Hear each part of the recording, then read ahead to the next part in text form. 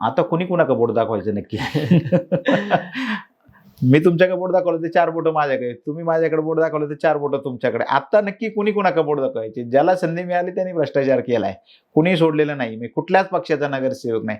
हे नगरसेवकांची सहयादी नावाचं जे काय फॅड आलं होतं त्याच्यात फक्त नगरसेवकांचा भ्रष्टाचारच झालाय. मग कुठेही निधी टाकायचा आणि अजूनही प्रचंड प्रमाणात भ्रष्टाचार आहे. म्हणजे नगरसेवक नसलं तरी भ्रष्टाचार आहेच. असं नाही की नगरसेवकच भ्रष्टाचार करतात, पण भ्रष्टाचार थांबवण्यासाठी कुठल्याच पक्षाने पावलं उचललेली नाही. हे दुर्दैव आहे.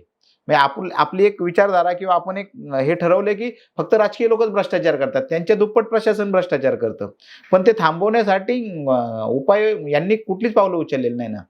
त्यामुळे भ्रष्टाचाराचा मुद्दा जरी आला तरी कुणी कुणाकडे बोट दाखवायचं? आज रोज महायुतीतल्या एका नेत्याचा भ्रष्टाचाराचा मुद्दा येतोय. बरोबर आहे. महाविकास आघाडीच्या काळात सत्ता होती त्यावेळेस भ्रष्टाचाराचे मुद्दे आले होते.